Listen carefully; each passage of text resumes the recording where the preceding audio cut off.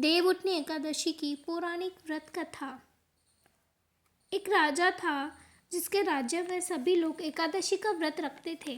प्रजा और नौकर चाकरों के साथ ही पशुओं को भी उस दिन अन्न नहीं दिया जाता था। एक दिन किसी दूसरे राज्य का व्यक्ति राजा के पास आया और बोला, महाराज, मुझे नौकरी पर रख ले।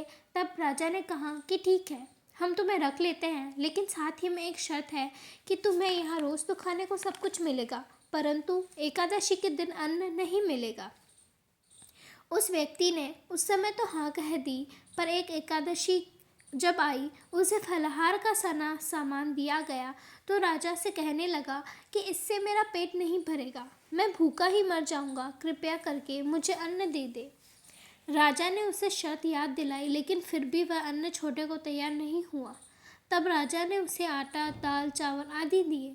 वह रोजाना की तरह नदी पर पहुंचा और स्नान के बाद अपना भोजन पकाने लगा। जब भोजन तैयार हो गया, तब वह भगवान को बुलाने लगा। आओ भगवान, भोजन तैयार है।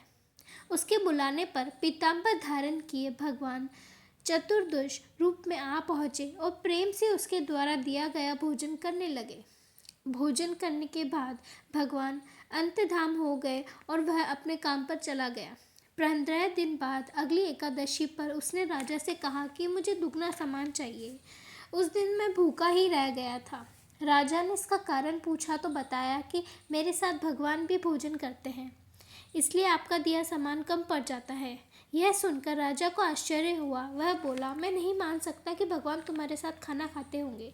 मैं तो इतना व्रत रखता हूँ, पूजा पाठ करता हूँ, पर भगवान ने मुझे तो कभी दर्शन नहीं दिए।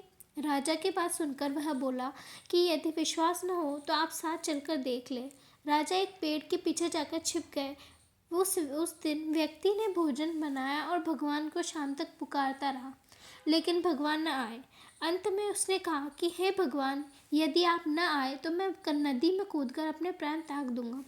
लेकिन तब भी भगवान न आए।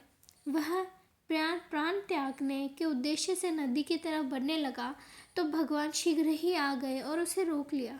उसके साथ बैठकर भोजन करने लगे। फिर भगवान उसे अपने विमान में बिठाकर अपने धाम ले गए। यह देख राजा समझ गया कि व्रत उपवास के साथ कोई फायदा नहीं है जब तक मन पूरी तरह से शुद्ध न हो। इससे राजा को ज्ञान मिला। वह भी मन से व्रत उपवास करने लगा और अंत में स्वर्ग को प्राप्त हुआ। धन्यवाद।